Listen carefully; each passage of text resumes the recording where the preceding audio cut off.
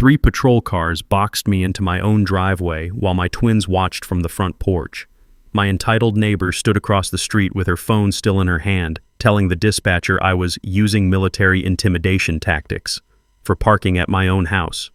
The smell of fresh asphalt from roadwork mixed with diesel from my government pickup as the officers approached, hands resting on their belts. "Sir, we received a complaint about threatening behavior," one of them said carefully. Linda Ashford watched with that tight little smile Karens get when they think they've finally won. What she didn't realize was that the man she'd just tried to have arrested was the one who would be deciding her next command appearance, and her phone call was about to change her life completely. What would you do if someone called the cops on you for blocking your own driveway? My name's Marcus Hendricks, and 3 months ago I thought my biggest problem was managing 12,000 soldiers at Fort Carson, Colorado. Turns out one 52-year-old HOA treasurer named Linda Ashford would prove more challenging than any insurgent I'd faced during 3 deployments to Afghanistan. The crunch of gravel under my combat boots had become a daily ritual as I walked my property line each morning at 0630. With my wife Sarah deployed to Germany and 10-year-old twins Jake and Emma to manage alone, I needed our Maplewood subdivision to feel like sanctuary. Add my 73-year-old father's worsening dementia to the mix, and you'll understand why peace at home wasn't just preferred, it was essential. Dad fought in Vietnam, earned a Purple Heart, and now some days he doesn't recognize the son who followed in his military footsteps. But he always perks up when he hears my command voice echoing through the house during morning PT preparation. The smell of fresh coffee brewing at 0530 reminds him of field kitchens from 50 years ago, and for those brief moments, his eyes clear with recognition. Linda moved in across the street 6 months ago, right after her husband got passed over for a lucrative base maintenance contract worth $2.3 million. From day one, she made it crystal clear that military families were bringing down property values with our transient lifestyle. Never mind that I'd lived in that house 8 years, longer than most civilians on the block. The woman drove a white BMW SUV that she kept parked at exactly the same angle every day, like she was conducting some kind of suburban military formation. Her lawn was maintained with the precision of a putting green, and she had the kind of fake smile that could cut glass when she wanted something from you. The first incident happened on a Tuesday in September. I'd parked my F-150 in my own driveway, angled slightly to make room for the kids' bikes, when Linda stormed across the street clutching her smartphone like it was evidence in a murder trial. Her perfectly manicured nails, the kind that cost more than most soldiers make in a day, tapped against the screen as she took photos of my truck. "This is a residential neighborhood, not a military base," she announced, her voice carrying that particular pitch of manufactured authority that screams, "I peaked in high school student government." That truck blocked sightlines for emergency vehicles. The irony wasn't lost on me. Considering her own SUV was roughly the size of a small aircraft carrier, I kept my tone level, the way we're trained when dealing with hostile locals overseas. "Ma'am, this is my private property. Military personnel need to follow civilian regulations just like everyone else," she snapped back, already dialing. "Hello, police. I need to report intimidating behavior from a neighbor who thinks his uniform gives him special privileges." Within 20 minutes, Officer Martinez arrived. He knew me from community liaison meetings, knew my record, knew this whole situation was more ridiculous than a soup sandwich. But protocol demanded he take the complaint seriously. I could see the embarrassment in his eyes as he went through the motions, asking questions he knew were pointless while Linda stood behind him nodding like a bobblehead doll. That night, I stood on my back deck listening to the rustle of cottonwood leaves and watching my father tend his tomato garden, the only activity that still brought him consistent peace through the fog of his condition. The old man's weathered hands moved with muscle memory, staking plants with the same precision he'd once used to field strip an M16 in total darkness. "Marcus," he said, his voice unusually clear, "that woman reminds me of the political officers in Saigon. Same eyes, same need to control everyone around them for no good reason." Even through the advancing haze of his dementia, Dad had Linda Ashford pegged perfectly. I started noticing patterns then, the way Linda positioned herself at her front window during school pickup time, phone ready like she was conducting surveillance. How she'd emerge from her house with suspicious timing whenever military families were outside. The methodical precision of her complaints suggested someone with too much time and too much misplaced authority. 23 years in military intelligence teaches you to recognize systematic behavior when you see it. This wasn't random neighborhood friction. This was targeted harassment with operational planning behind it. The manila folder labeled Ashford, Linda, Incident Documentation grew thicker by the week. By the following Thursday, it contained 7 HOA violation notices, all filed within 10 days. Military vehicle and residential driveway, apparently my F-150 qualified as combat equipment. Excessive noise during quiet hours, me starting my truck at 0630 for PT counted as disturbing the peace. Unauthorized fence modification. I'd repaired a loose board that was literally falling off and creating a safety hazard. These violations weren't random complaints from a cranky neighbor dealing with her own issues. They were surgical in their specificity, citing obscure subsections of HOA bylaws that most residents didn't know existed. Someone had spent serious time studying our community covenant documents, looking for ammunition. Linda had weaponized bureaucracy with the efficiency of a seasoned military strategist. The smell of fresh printed papers filled my home office as I spread out the citations, looking for patterns the way I'd once analyzed enemy communication intercepts. Each violation referenced different subsections, different witnesses, different times of day. This wasn't the work of an angry neighbor. This was systematic documentation designed to build a legal case. Friday evening brought the real escalation that made my blood pressure spike higher than a Black Hawk at altitude. Emma burst through the front door, tears streaming down her 8-year-old face like she'd just watched her favorite toy get run over by a tank. "Daddy," she sobbed, "Mrs. Ellie said I can't be safety patrol captain anymore because our family might move away soon." The metallic taste of anger flooded my mouth as I knelt to Emma's eye level, keeping my voice steady despite wanting to put my fist through the nearest wall. "Who told Mrs. Ellie we were moving, sweetheart?" "Some moms at the school meeting. They said military families are transient and shouldn't get important jobs because we don't really belong here." Jake appeared behind his sister, 10-year-old fists clenched tight enough to turn his knuckles white. "Tommy Morrison's mom said we're just passing through and taking opportunities from real families." I hugged both kids, feeling their small bodies shake with confusion and hurt that no child should have to experience. The sound of their sniffling mixed with the evening news playing in the background, creating a soundtrack of injustice that burned in my chest like heartburn from bad MRE coffee. Over their heads, I caught sight of Dad watching from his recliner, his eyes sharp with the kind of clarity that came in random waves through his condition. He gave me a slow, deliberate nod, the same look he'd worn when briefing me about suspicious neighborhood patterns during my teenage years. That night, after tucking the kids into bed and assuring them we weren't going anywhere, I made a pot of coffee strong enough to wake the dead and opened my laptop. If Linda Ashford wanted to play intelligence games, she'd just activated someone with 23 years of experience in that particular field. First stop, HOA records for the past 2 years, all available as public information online. Here's something most people don't know about HOA documents. They're required by law to maintain detailed violation records, including the name of complainants and resolution outcomes. It's like having access to enemy communication logs. Translation: every complaint Linda filed was documented with timestamps, witnesses, and outcomes. The pattern emerged within an hour of analysis, clear as enemy movement on thermal imaging. Military families received 73% of all violations despite comprising only 23% of the neighborhood population. Civilians got polite warnings for the same infractions that earned us formal citations and fines. Master Sergeant Rodriguez next door, 8 violations in 6 months, including excessive lawn maintenance for keeping military standard grass height. Captain Williams across the street, 12 violations in 4 months, cited for intimidating decorations because he flew an American flag larger than city code allowed. Lieutenant Bailey on Maple Court, 15 violations in 3 months, written up for disruptive vehicle operation because his diesel truck made noise starting up for early morning PT. The data painted a picture uglier than a combat zone latrine.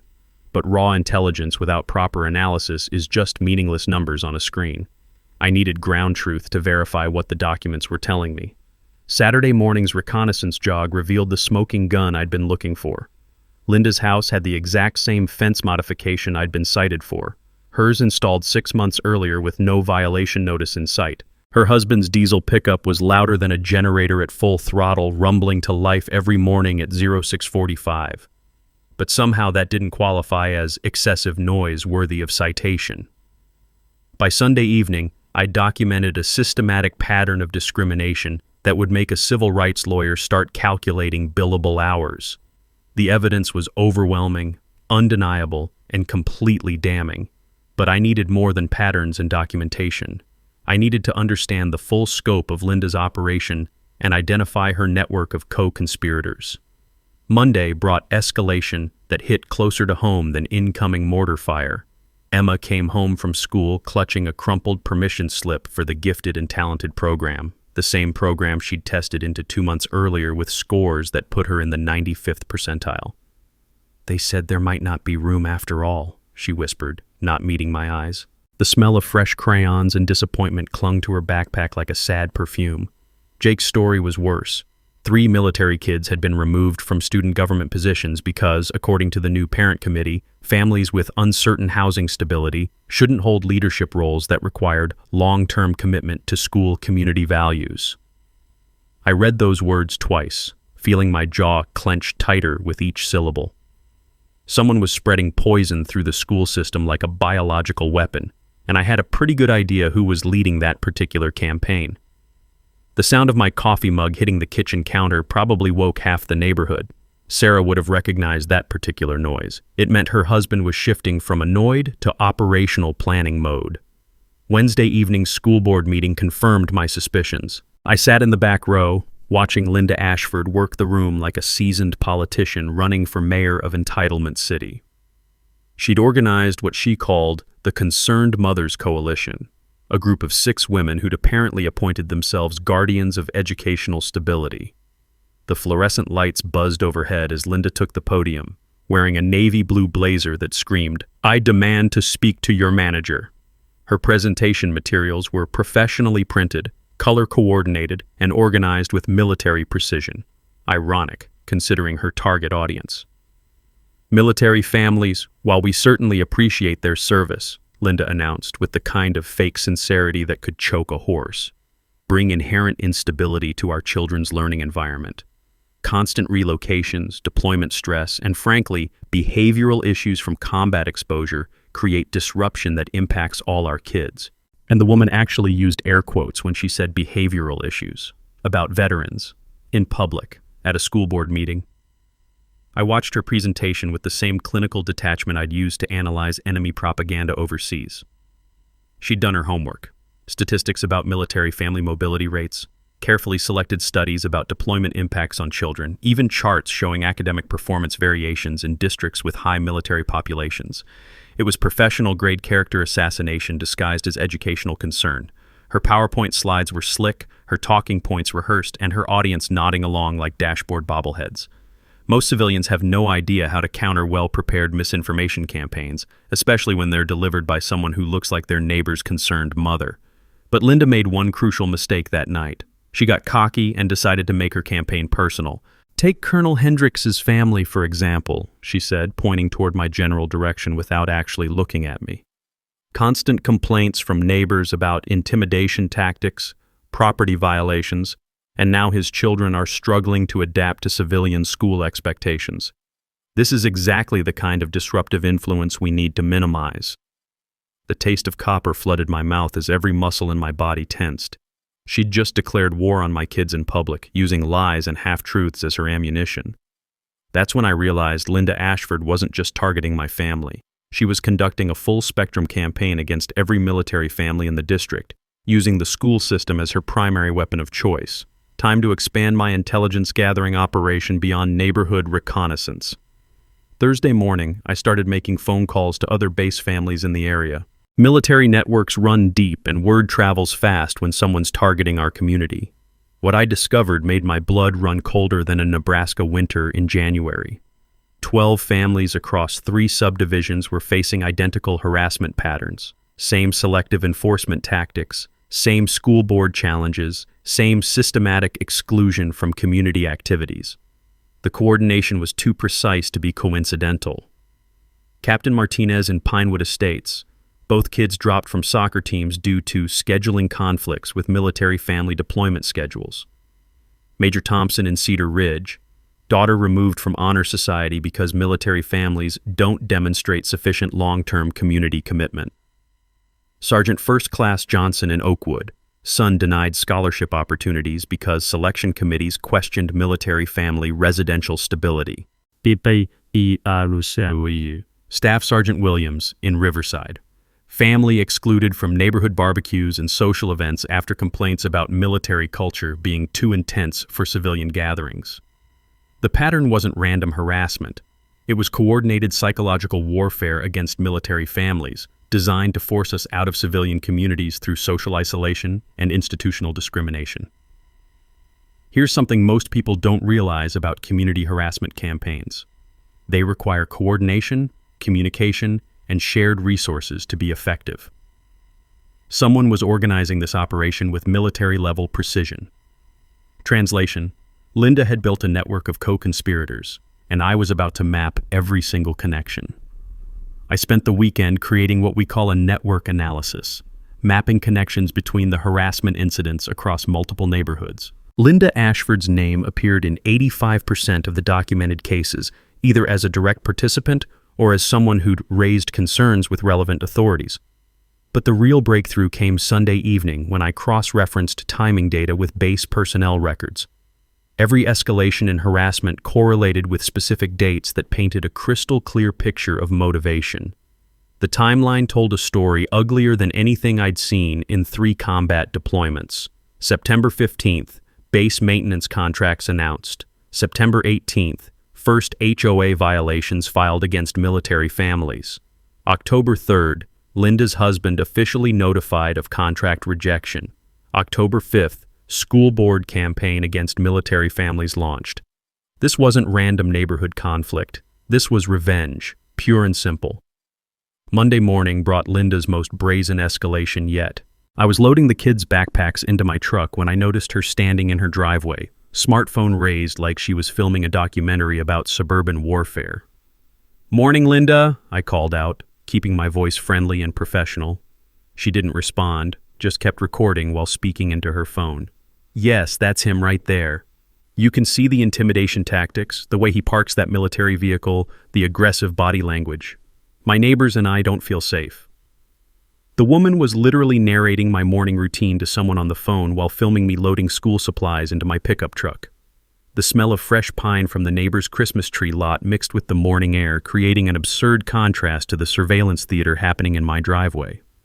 Jake looked up at me with 10-year-old confusion. "Daddy, why is Mrs. Ashford taking pictures of us?" "Some people have too much time on their hands, buddy," I replied, giving Linda a cheerful wave. "Smile for the camera." That afternoon, things escalated to a whole new level of crazy. Officer Martinez showed up at my door again, this time with a stack of papers thicker than a military manual. "Colonel, I'm really sorry about this," he said, genuine embarrassment written across his face. "We've got multiple reports of harassment, stalking behavior, and intimidation tactics. I have to ask, have you been conducting surveillance on Mrs. Ashford's property?" I invited him inside for coffee and laid out my documentation folder. "Martinez, take a look at this timeline. Notice anything interesting about the complaint patterns?"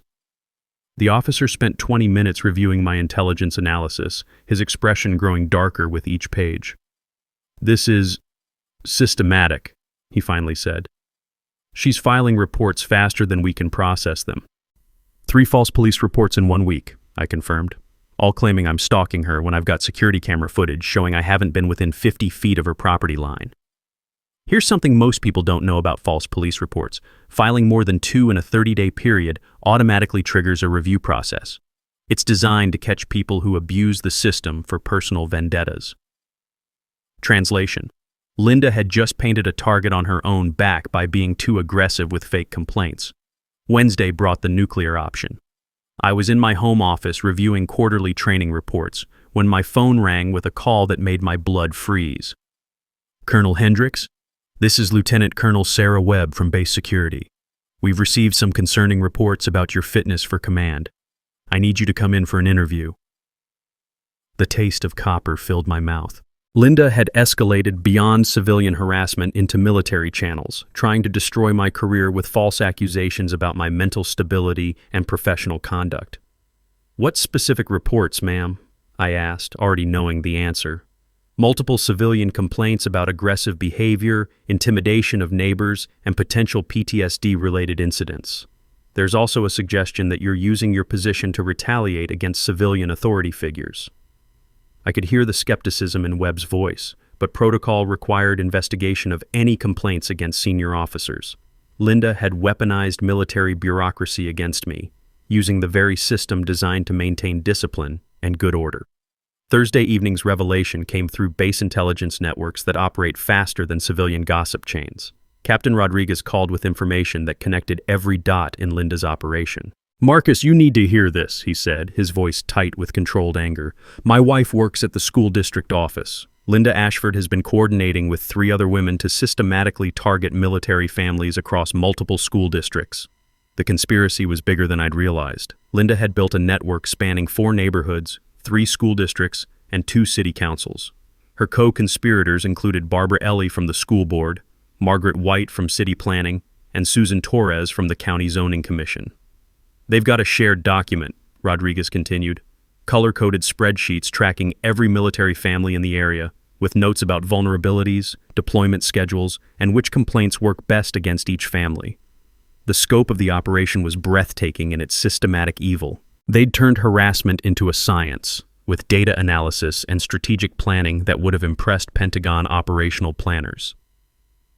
Friday morning brought Linda's final mistake, the overreach that would ultimately destroy her entire operation. I was backing out of my driveway when she emerged from her house like a suburban missile, phone already dialing while she positioned herself directly behind my truck. "He's trying to run me over," she screamed into her phone. "Send police immediately. This veteran is having a mental breakdown and threatening civilians." My backup camera caught everything, Linda deliberately placing herself in harm's way while claiming I was trying to hurt her. But more importantly, my security system recorded her conversation before she got close to the truck. "This should be the final complaint we need," she'd said to someone on the phone. "Once they remove him from base command, we can get the rest of these military families out of our neighborhood." Yeah, and Linda Ashford had just confessed to conspiracy on camera, admitting her real goal was driving military families out of civilian communities through false accusations and systematic harassment. Game over. That recording changed everything. I sat in my home office Saturday morning, watching Linda's confession play back on my security system monitor while the smell of fresh coffee mixed with the satisfaction of watching an enemy expose their own operational plans. This should be the final complaint we need. Once they remove him from base command, we can get the rest of these military families out of our neighborhood. 23 years in military intelligence, and I'd never seen anyone hand over evidence of their own crimes with such efficiency. Linda had just documented conspiracy to interfere with military personnel, systematic harassment based on protected class status, and filing false police reports with intent to damage a military officer's career. But the real breakthrough came when I enhanced the audio and realized Linda wasn't talking to herself. Someone else was on that call, coordinating the operation from a different location. I spent the weekend conducting what we call multi-source intelligence fusion, combining my documentation with information from other affected families. The picture that emerged was bigger and more organized than I'd initially suspected. Linda Ashford wasn't just a vindictive neighbor with too much time and too little sense. She was the operational commander of a systematic campaign designed to force military families out of civilian communities through coordinated harassment across multiple jurisdictions. The evidence file I compiled would have made my intelligence analysts proud. 67 documented incidents across 12 families, 43 false or misleading complaints to various authorities, 28 violations of federal laws protecting military families, and 1 recorded confession of conspiracy. Here's something most civilians don't understand about military family protection laws. When you systematically target service members and their families, you're not just breaking local ordinances, you're violating federal statutes that carry serious criminal penalties. Translation: Linda had graduated from neighborhood nuisance to federal criminal without realizing she'd crossed that line. Monday morning brought the revelation that completed the picture. I was reviewing base security protocols when Lieutenant Colonel Webb called with information that turned this from harassment case into a matter of national security concern. "Marcus, we've been investigating those complaints against you," she said, her voice carrying the kind of professional tension that meant serious business. What we found is disturbing. The complainants have been attempting to access classified information about base personnel, family locations, and deployment schedules. My blood turned to ice water. They're conducting intelligence-gathering operations against military families? It gets worse.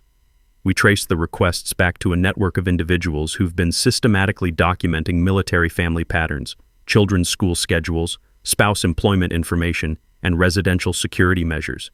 This isn't harassment. It's reconnaissance. The scope of Linda's operations suddenly made terrifying sense. She wasn't just trying to annoy military families out of the neighborhood. She was collecting actionable intelligence about base personnel and their vulnerabilities, information that could be used to target military operations or compromise base security. "Webb, I need to brief you on what I've documented from my end," I said, already reaching for my evidence files. "This is bigger than neighborhood complaints." Tuesday morning's security briefing revealed the full extent of the conspiracy. Linda's network had been operating for 8 months, systematically gathering information about military families across 3 states. Their data collection included detailed family schedules and movement patterns, children's school information and after-school activities, spouse employment locations and work schedules, home security measures and vulnerable access points, financial information including mortgage and debt details, medical information about family health issues. The operation showed sophisticated planning and coordination that suggested either professional training or guidance from someone with intelligence background. "Colonel," Webb concluded after reviewing my documentation, "you've uncovered a potential espionage operation targeting base personnel. This is no longer a civilian complaint issue. This is a federal investigation." Wednesday brought the authorization I'd been waiting for. As garrison commander, I now had official justification to investigate civilian interference with military operations and threats to base personnel security. The Military Family Protection Act provides specific authority for commanders to investigate and respond to systematic targeting of service members and their families. When civilians engage in coordinated harassment or intelligence gathering against military personnel, it becomes a matter of base security and operational readiness. Here's what most people don't realize about military command authority. It doesn't end at the base gates. When civilian activities threaten military families or compromise operational security, commanders have legal authority to investigate and respond through appropriate channels. Translation: Linda Ashford was about to discover that harassing a military family isn't the same as filing a noise complaint against your neighbor. Thursday afternoon, I made the call that would end Linda's operation permanently. "This is Colonel Hendricks, Garrison Commander at Fort Carson. I'm formally requesting civilian intervention authority under Section 1482 of Title 18 United States Code. We have documented evidence of systematic interference with military operations and harassment of service member families." The authorization came back within 6 hours. "Request approved. You are authorized to conduct formal investigation and pursue appropriate remedies under federal military protection statutes." Linda Ashford was about to learn the difference between civilian complaints and military justice. Friday morning at 0600 hours, my home office transformed into a military planning center that would have made the Pentagon proud. The smell of fresh printer ink mixed with strong coffee as I laid out evidence charts, timeline analyses, and legal documentation across every available surface. Operation Neighborhood Justice was officially underway. First priority, physical preparation of the Garrison Command Office. As base commander, I had authority to conduct formal interviews with civilians involved in matters affecting military personnel security. My conference room would need recording equipment, evidence displays, and proper legal documentation to ensure everything was admissible in federal court. The beauty of military planning is its systematic approach to complex problems. Every detail matters, every contingency gets covered, and every outcome gets documented with precision that would make an accountant weep with joy. I spent Saturday morning coordinating with base legal affairs, getting authorization for what we call civilian intervention protocols. Here's something most people don't understand about military law. When civilians systematically target service members, commanders have specific authority to investigate and respond under federal protection statutes. Translation: Linda's harassment campaign had triggered legal mechanisms specifically designed to protect military families from exactly this kind of coordinated attack. My JAG officer, Major Patricia Stevens, reviewed the evidence file with the kind of professional enthusiasm that meant someone was about to have a very bad day. "Colonel, this documentation is outstanding," she said, flipping through timeline charts and recorded evidence.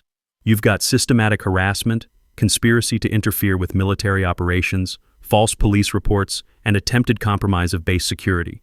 This is a federal prosecutor's dream case. Sunday afternoon brought the financial analysis that would determine restitution amounts. Military families don't just suffer emotional damage from systematic harassment. There are quantifiable economic impacts that courts take very seriously. Lost educational opportunities for children, $15,000 per family therapy and counseling costs, $8,000 per family relocation expenses for families forced to move, $12,000 per family.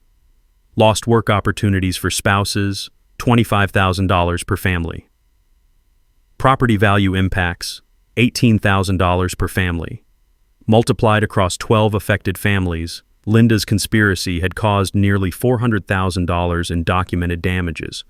Those numbers would get the attention of federal prosecutors who take military family protection laws seriously. Monday morning brought the coalition building phase. Military networks operate on trust, shared experience, and mutual support that civilian organizations can't match. When someone attacks one military family, they're attacking all of us. Captain Rodriguez coordinated contact with affected families across 3 subdivisions. Master Sergeant Johnson documented similar harassment patterns in his neighborhood. Lieutenant Colonel Davis provided legal expertise from his Reserve JAG background. Major Thompson's wife organized spouse support networks for families dealing with harassment trauma. By Tuesday evening, we had a military family coalition that included 12 primary affected families with documented harassment, 8 witness families who'd observed systematic targeting, 4 legal professionals with military family protection expertise, 2 mental health counselors specializing in harassment trauma, 1 investigative journalist interested in military family discrimination stories. The network effect was powerful and precisely coordinated. Linda had picked a fight with people trained in operational planning, systematic documentation, and coordinated response tactics.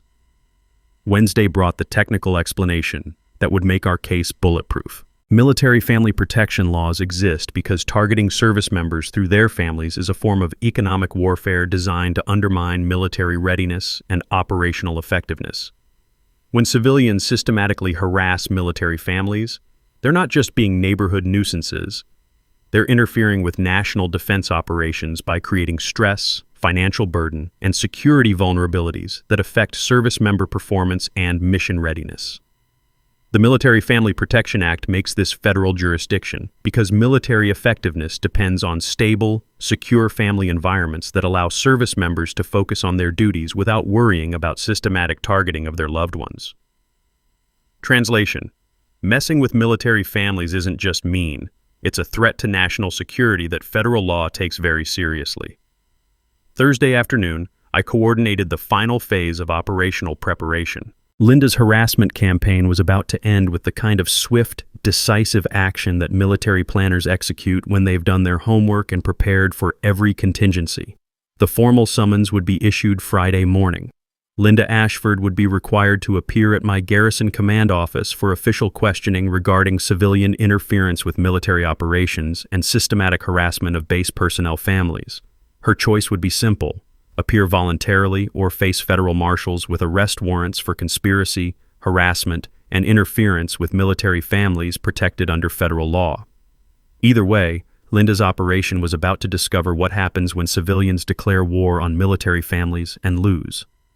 Friday morning brought Linda's most desperate gambit yet, an escalation so brazen it would have impressed enemy propagandists in terms of sheer audacity and complete disconnection from reality. I was reviewing final legal documents when my doorbell rang at 07:30, followed immediately by aggressive pounding that rattled the windows. Through the peephole, I saw a man in a city inspector uniform, clipboard in hand, looking about as comfortable as a penguin in Death Valley. "Colonel Hendricks, I'm Dave Patterson from City Building Inspection. I need to conduct an immediate safety inspection of your property based on urgent complaints about structural violations and potential hazards." The smell of fresh-baked corruption wafted off this guy like cheap cologne. His hands shook slightly as he held the clipboard, and his eyes wouldn't meet mine directly. Classic tells of someone being paid to do something they know is wrong. "What specific violations are we discussing?" I asked, already reaching for my phone to record the interaction. "Unauthorized fence modifications, unsafe electrical work, and..." He consulted his clipboard with obvious reluctance. Potential explosive materials storage related to your military background. Linda had just accused a U.S. Army colonel of storing explosives in a residential neighborhood. The woman had escalated beyond false police reports into federal terrorism accusations. I invited Patterson inside for coffee while I called my base legal officer. The inspector's relief at being treated professionally instead of aggressively suggested he knew exactly how ridiculous his urgent inspection request really was. "Sir, I have to be honest," Patterson said after his second cup of coffee. "I've never seen complaints this specific or this coordinated. Someone provided detailed property layouts, utility information, and even suggested where I should look for violations." "Someone gave you intelligence briefings on my property?" I asked, my mental alarm bells ringing louder than fire sirens. "Ma'am, I mean the complainant had photographs, architectural details, and even utility company records. This wasn't a normal neighbor complaint." Linda had conducted professional-level reconnaissance on my home, gathering detailed intelligence that she'd used to brief city officials with fabricated violations. This wasn't harassment anymore. It was systematic intelligence gathering and disinformation operations. The afternoon brought an escalation that confirmed Linda's desperation had reached dangerous levels. I was picking up the kids from school when Emma ran to my truck with tears streaming down her 8-year-old face. "Daddy, Mrs. Morrison said you might go to jail because you're dangerous to the neighborhood." The metallic taste of rage flooded my mouth. Linda had escalated to terrorizing military children with threats about their parents being arrested as dangerous criminals. Jake climbed into the passenger seat with the kind of confusion that breaks a father's heart. "Tommy's mom said military dads sometimes snap and hurt people. She asked if you ever get angry and scary at home." Linda Ashford had crossed the line from harassment into psychological warfare against children.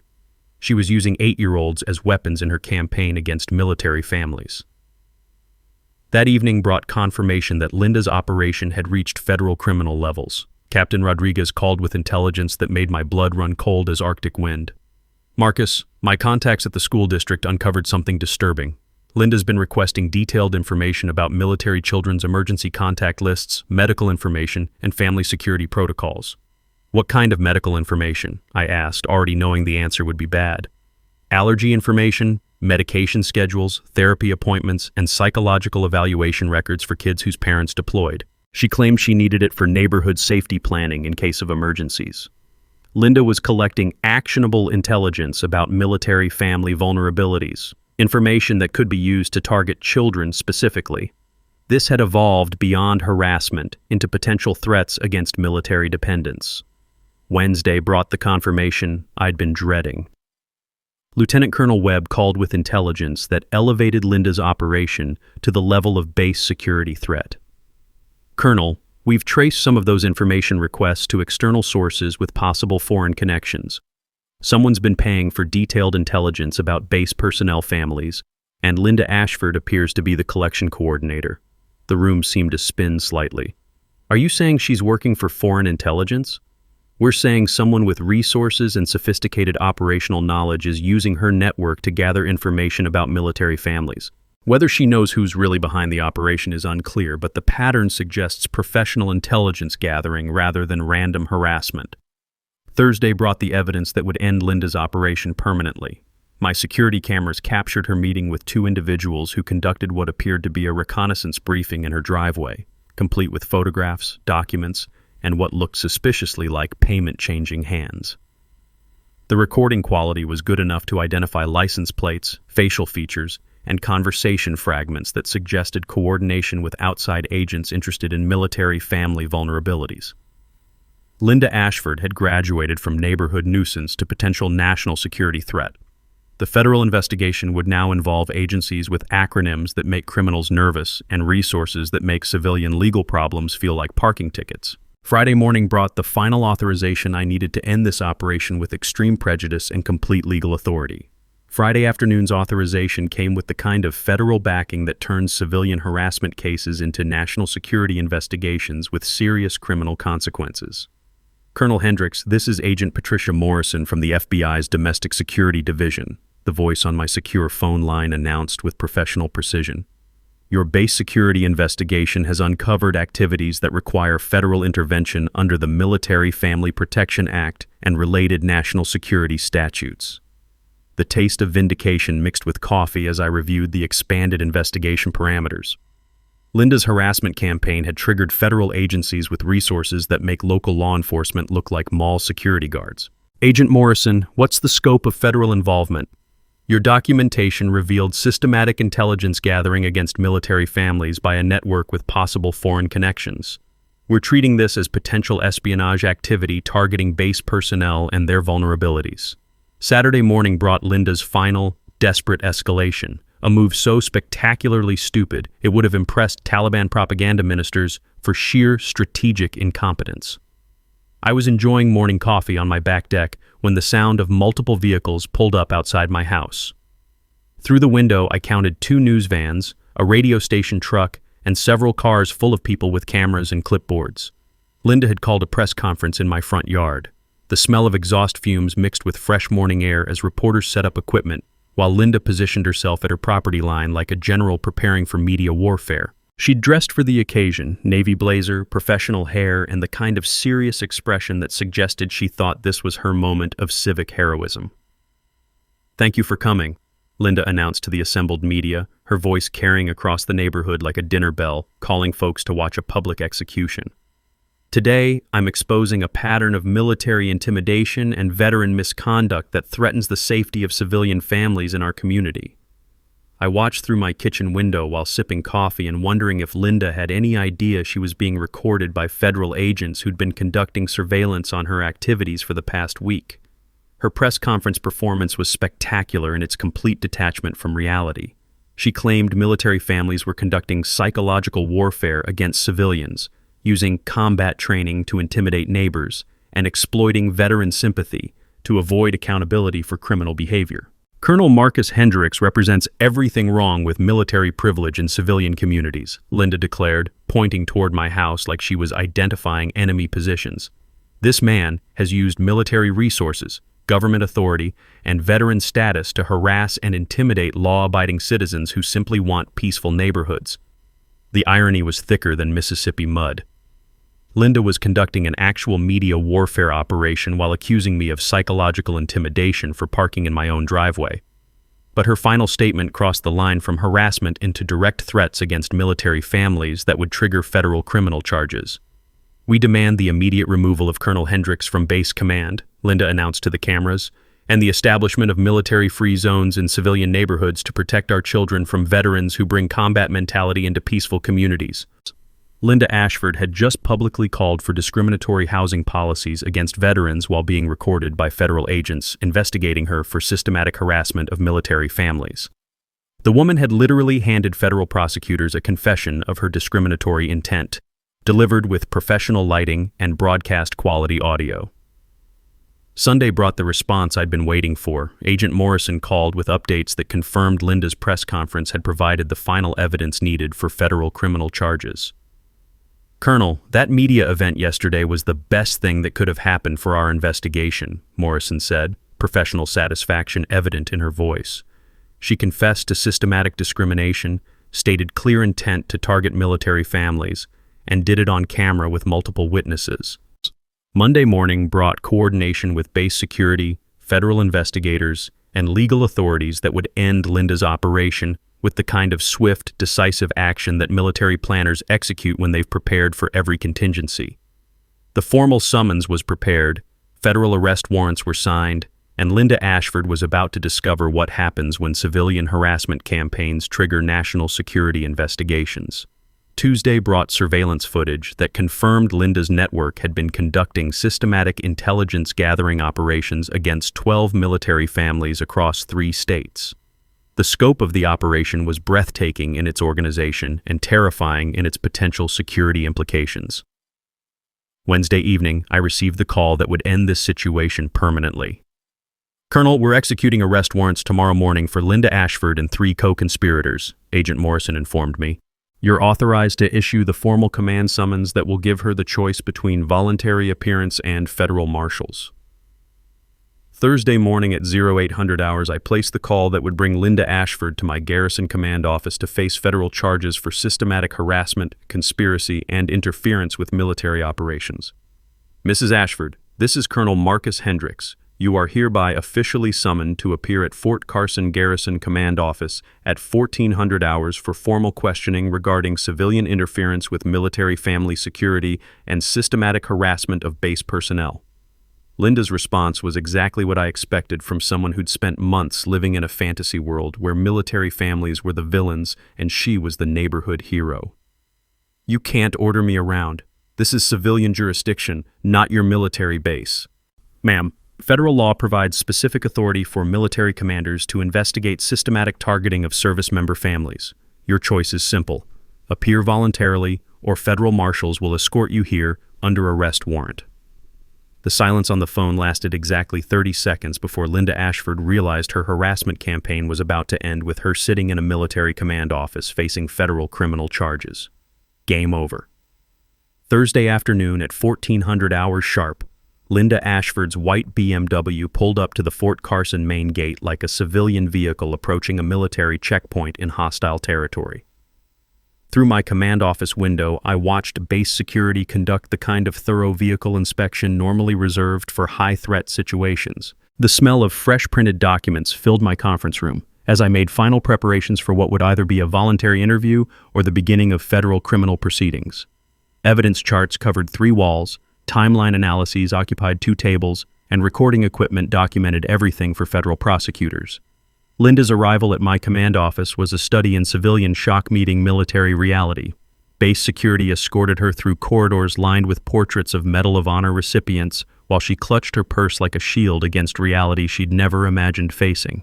"Mrs. Ashford," I said as she was seated across from my desk, "thank you for appearing voluntarily. Present for this interview are Agent Morrison from the FBI, Major Stevens from Base Legal Affairs, and Captain Rodriguez as witness coordinator." Linda's face went through color changes that would have impressed a chameleon. She'd expected to file another complaint about military intimidation. Instead, she was facing federal agents in a military command office with evidence of her crimes displayed on every available wall surface. "I demand to know why I'm being treated like a criminal," Linda announced with the kind of manufactured indignation that works on civilian customer service representatives but fails spectacularly against federal investigators. "Ma'am," Agent Morrison replied with professional patience, "you're here because our investigation into systematic harassment of military families has revealed potential federal crimes. We'll start with your recorded confession from last Friday." The audio recording filled the room with Linda's own voice. This should be the final complaint we need. Once they remove him from base command, we can get the rest of these military families out of our neighborhood. Linda's expression suggested she was realizing that private conversations aren't actually private when conducted next to security cameras that record everything within 50 feet of their operational range. "Mrs. Ashford," I continued, gesturing toward the evidence wall, "these charts document 47 separate harassment incidents against 12 military families over 8 months. Can you explain this systematic pattern?" The wall display was impressive in its comprehensive documentation. Photographs of every citation, timeline charts showing coordinated attacks, financial calculations of damages, and recorded evidence of conspiracy spanning multiple jurisdictions. Linda's response was exactly what military planners expect from enemy combatants when confronted with overwhelming evidence of their operational failures. "This is military intimidation. You can't treat civilians like prisoners of war." "Ma'am," Major Stevens interjected with legal precision, "the Military Family Protection Act provides specific authority for investigating civilian interference with military operations. Your systematic targeting of service member families constitutes federal crimes regardless of your intent or understanding of applicable laws." The beauty of military documentation became evident as we walked Linda through her own operation step by step. Every false police report was documented with dates, times, and witness statements. Every HOA violation was cross-referenced with identical civilian infractions that received warnings instead of citations. Every school board complaint was analyzed for discriminatory language and systematic exclusion tactics. But the moment that ended Linda's denial came when Agent Morrison activated the video display showing surveillance footage from Linda's own press conference. "We demand the immediate removal of Colonel Hendricks from base command and the establishment of military-free zones in civilian neighborhoods to protect our children from veterans who bring combat mentality into peaceful communities." "Mrs. Ashford," Agent Morrison stated with federal authority, That statement constitutes public advocacy for discriminatory housing policies against veterans protected under federal fair housing laws. It's also evidence of systematic intent to target military families based on their service member status. Linda's face drained of color as she realized her media warfare operation had been recorded by federal agents conducting surveillance on her activities. Her moment of civic heroism had become evidence of federal civil rights violations. The final piece of evidence broke whatever remained of Linda's resistance to reality. These photographs show you meeting with individuals who provided detailed intelligence about military family vulnerabilities, I explained, pointing to surveillance images that captured her coordination with outside agents. Federal investigation has identified potential foreign connections to intelligence-gathering operations targeting base personnel. Linda Ashford collapsed in her chair as the scope of federal investigation became clear. She'd thought she was fighting neighborhood parking disputes. Instead, she'd stumbled into national security territory that carried serious criminal penalties. "Mrs. Ashford," I said, delivering the line I'd been waiting 8 months to speak, "you called police on me for parking in my own driveway. Now you're facing federal civil rights violations, conspiracy charges, and potential espionage-related crimes. Sometimes the system works exactly as designed." The room fell silent, except for the sound of Linda's world crashing down around her, like a controlled demolition of her entire operation. Outside the conference room windows, the American flag flew at full staff in the Colorado wind, while federal agents prepared arrest warrants for the civilians who'd declared war on military families and lost. The aftermath moved with the efficiency of a well-planned military operation. Within 72 hours, federal prosecutors filed charges against Linda Ashford and 3 co-conspirators under multiple statutes: systematic harassment of protected classes, conspiracy to interfere with military operations, false police reports, and violation of federal fair housing laws protecting veterans. Linda's reaction to facing potential federal prison time was exactly what you'd expect from someone who'd spent months living in a fantasy world where military families were the villains. She immediately attempted to negotiate by offering information about the outside agents who'd been coordinating her intelligence-gathering operations. Federal investigators discovered Linda's network had collected detailed information about military families across 3 states, including children's schedules, spouse employment details, home security measures, and family vulnerability assessments.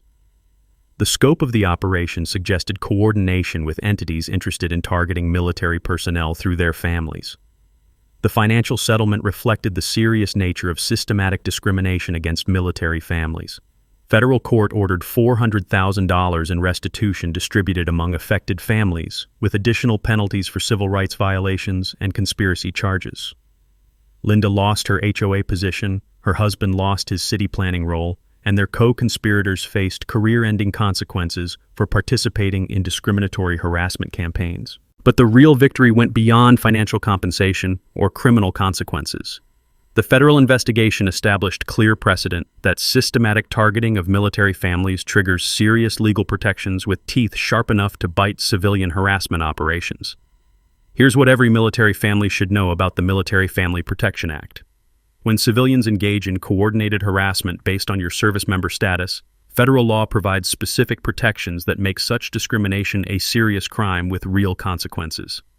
Documentation is key. Keep records of every incident, every complaint, every pattern of selective enforcement. The Maplewood subdivision transformed almost overnight. The discriminatory HOA board was dissolved and replaced with inclusive leadership that included military family representation. New policies prohibited selective enforcement and established clear procedures for addressing legitimate concerns without targeting protected classes. My kids bounced back with the resilience that military children develop from growing up in families that face challenges head-on and overcome them together. Emma reclaimed her safety patrol captain position and was selected for advanced academic programs. Jake joined student government and helped establish an anti-bullying initiative that protected military kids from harassment based on their family's service. Dad's dementia symptoms actually improved in the supportive environment that emerged after Linda's operation ended. The stress of constant conflict had been affecting his cognitive clarity, but peaceful home surroundings allowed him to focus on his tomato garden and share Vietnam stories with neighborhood kids who now viewed him as a local hero rather than a threat. Sarah returned early from her Germany deployment when Base Command recognized that family stability was essential for military effectiveness. The kids' excitement at having both parents home for the first time in months reminded me why protecting military families matters for more than just legal or philosophical reasons. It's about preserving the foundation that allows service members to focus on their missions. The broader impact extended beyond our neighborhood. The federal investigation led to establishment of the Military Family Welcome Network, a program that helps service members integrate into civilian communities while providing clear procedures for addressing harassment or discrimination. The program now operates in 12 states and has prevented dozens of harassment campaigns from escalating to criminal levels. Base community relations improved dramatically once civilians understood that military families bring stability, expertise, and economic benefits to local communities rather than threats or problems. Property values in areas with strong military family presence actually increased as reputation for supporting veterans attracted quality residents who appreciate the values and discipline that military families contribute. Fort Carson established an annual Community Appreciation Festival that celebrates civilian-military cooperation and demonstrates the positive impact of veterans in local communities. The festival raises funds for scholarship programs, veteran support services, and community improvement projects that benefit everyone regardless of their military connection. Linda Ashford ultimately served 18 months in federal prison for conspiracy and civil rights violations. Her co-conspirators received shorter sentences but faced professional consequences that ended their ability to hold positions of authority over housing, education, or community planning matters. The investigation revealed connections to foreign-funded organizations interested in sowing discord between military and civilian communities. Though Linda appeared to be an unwitting asset rather than a deliberate foreign agent, the broader intelligence operation was disrupted, and several foreign nationals were expelled from the country for activities targeting military families. Every military family deserves to live in peace without facing systematic harassment for their service to our country. The Military Family Protection Act exists because targeting service members through their families undermines national defense and violates fundamental American values of fairness and respect. If you're facing HOA harassment, selective enforcement, or systematic targeting because of your military connection, document everything and contact base legal services immediately. Federal protections exist, but they require proper documentation and understanding of your rights under military family protection laws. Share your HOA nightmare stories in the comments below. You'd be amazed how many military families face similar harassment from civilians who think veteran status makes us fair targets for their personal frustrations. And subscribe for more stories about military justice prevailing over civilian harassment. We're just getting started exposing the people who think they can target our families without consequences. Hit that notification bell so you never miss a story about Karens getting exactly what they deserve when they mess with military families. Next week, how I used my security clearance to expose a contractor fraud scheme that was stealing $3 million from veteran benefits. If you think Linda was bad, wait until you meet the city official who tried to shut down our base because he thought veterans get too many unfair advantages. Remember, military families serve our country, but we don't have to tolerate harassment from civilians who mistake our dedication for weakness. Sometimes the best way to support our troops is by ensuring their families live in peace and dignity. Welcome home, and thank you for your service, both to those who serve and those who support the military families protecting our freedom. Thanks for hanging out with us on HOA Stories, where the HOA Karens meet their match. If this story had you cheering or cringing, go ahead and like the video, drop a comment with your reaction, and hit subscribe so you're ready for the next wild HOA tale.